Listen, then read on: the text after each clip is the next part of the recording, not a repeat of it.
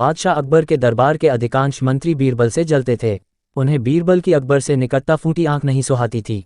अकबर का बीरबल पर अति विश्वास तथा हर बात पर बीरबल की राय को सर्वोपरि रखना भी वे कारण थे जिसके कारण बीरबल दरबारियों की ईर्ष्या का पात्र था। दरबारी जानते थे कि बीरबल के रहते वे कभी बादशाह अकबर के प्रिय नहीं बन सकते। एक बार उन्होंने बीरबल को अपने रास्ते से हटाने की साजिश की। इस साजिश में उनका सहायक बना बादशाह अकबर का नाई। नाई को बादशाह अकबर के बाल काटते समय उनसे वार्तालाप करने का अवसर मिल जाता है। एक दिन बाल काटते हुए वह अकबर से बोला, बादशाह सलामत। कल रात मैंने एक सपना देखा जिसमें आपके अब्बा हुजूर मुझे दिखाई दिए। अपने पिता की बात सुनकर अकबर भावुक हो गए। वे बहुत छोटे थे जब उनके पिता की मृत्यु हुई थी। भावुक होकर उन्होंने नाई से पूछा, अच्छा, कैसे लग रहे थे अब्बा हुजूर? अपनी बात में अकबर को रुचि लेते देख नाई ने अपनी चाल चल दी, वो ठीक लग रहे थे हुजूर। उन्होंने मुझसे कहा कि वे स्वर्ग में हैं और बहुत आराम से हैं। बस एक चीज़ की कमी उन्हें खलती है। वह क्या? अकबर की उत्सुकता बढ़ने लगी। हुजूर, वहाँ उनका मनोरंजन करने वाला कोई नहीं है, इसलिए वे खुश नहीं रहते। स्वर्ग से जब भी वे बीरबल को आपको लतीफ़े सुनाते हुए देखते हैं तो सोचते हैं कि काश बीरबल उनके पास होता। उन्होंने आपके लिए पैगाम भिजवाया है कि बीरबल को उनके पास स्वर्ग भिजवा दिया जाए।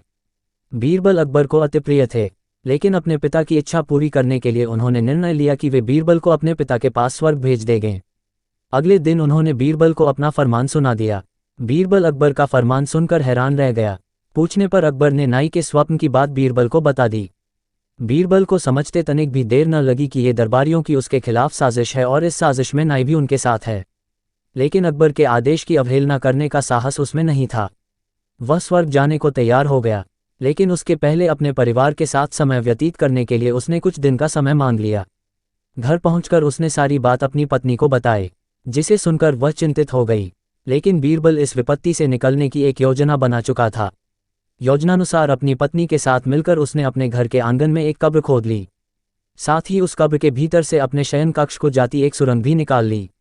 कुछ दिनों तक घर पर रहने के बाद बीरबल अकबर से मिला और बोला, जहांपनाह, अब मैं आपके पिता के पास स्वर्ग जाने को तैयार हूँ, किंतु आपसे मेरा निवेदन है कि मेरे परिवार की परंपरा अनुसार मुझे मेरे घर के आंगन में ही जिंदा दफना दिया जाए। अकबर बीरबल की बात मान गए और उसे उसके घर के आंगन में बनी कब्र में जिंदा दफन करवा दिया। योजनानुसार बीरबल कब्र से लगी सुरंग से होते हुए अपने घर आ गया। उसके बाद 2 महीने तक वह घर पर ही चुप कर रहा। 2 महीने बाद वो अकबर के दरबार में पहुंचा। सारे दरबारी उसे देखकर हैरान थे। बीरबल के बाल और दाढ़ी बड़ी हुई थी और वह बड़ा ही विचित्र नजर आ रहा था।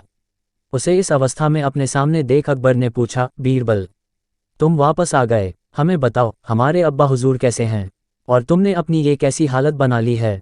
सब ठीक तो है? जी जहांपनाह, स्वर्ग में सब ठीक है। मैं आपके पिताजी से मिला और उन्हें खूब सारे लतीफ़े सुनाकर उनका मनोरंजन भी किया। आपके पिता खुश भी बहुत हुए। लेकिन बीरबल के कहना जारी रखा, स्वर्ग में नाई का ना होना एक बड़ी समस्या है, इसलिए तो मेरे बाल बढ़ गए हैं और दाढ़ी भी। आपके पिताजी के बालों और दाढ़ी की हालत तो मुझसे भी बुरी है, इसलिए उन्होंने स्वर्ग में आपके नाई को भिजवा देने का पैगाम भेजा है। इत्तेफाक से नाई भी उस दिन वहीं था। बीरबल की बात सुनकर उसकी सिट्टी पिट्टी गुम हो गई।